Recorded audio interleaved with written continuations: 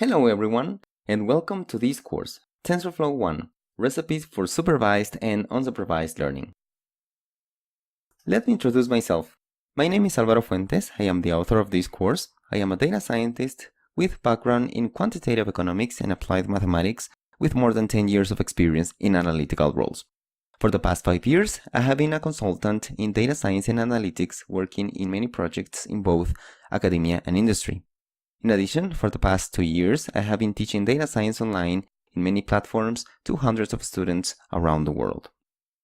Okay, this is a very practical course that presents hands-on recipes on how to implement deep neural networks to perform supervised and unsupervised machine learning tasks using TensorFlow. Let's take a look at the contents of the course. In the first section, we briefly review some of the basic TensorFlow concepts like variables, placeholders, sessions, and computational graphs.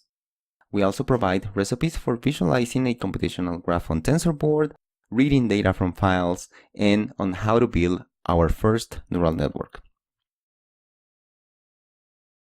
In the second section, we provide useful recipes for building deep neural networks for regression and classification tasks using the low-level TensorFlow Core API. Here, we introduce the real-world datasets that we will use throughout the course.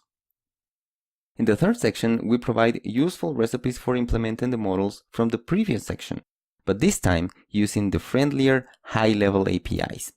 We will see recipes for using Keras and the Estimators API, which are much simpler to use than TensorFlow Core. Finally, in the last section, we will see some recipes for performing unsupervised learning tasks with neural networks and TensorFlow, such as building autoencoders for compression, performing dimensionality reduction, building Boltzmann machines, and performing clustering. To successfully follow the contents of this course, you need fluency in Python 3, especially with Python's data science stack. You don't need to be an expert, but for example, we will be using some NumPy objects and we will do some basic plots on Matplotlib, so familiarity with those tools will help.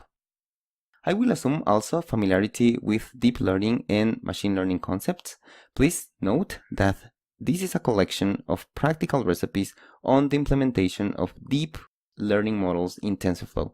This is not a deep learning course, so familiarity with these concepts will be assumed. These are the goals that we have for this course.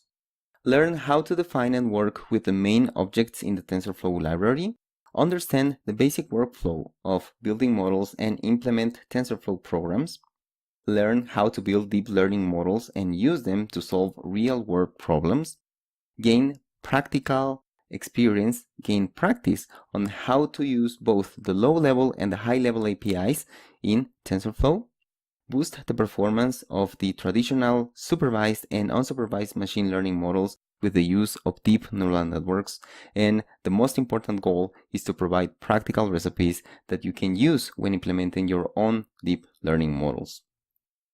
As you probably know, deep learning is one of the most successful technologies, and TensorFlow has become the main library for implementing deep neural networks.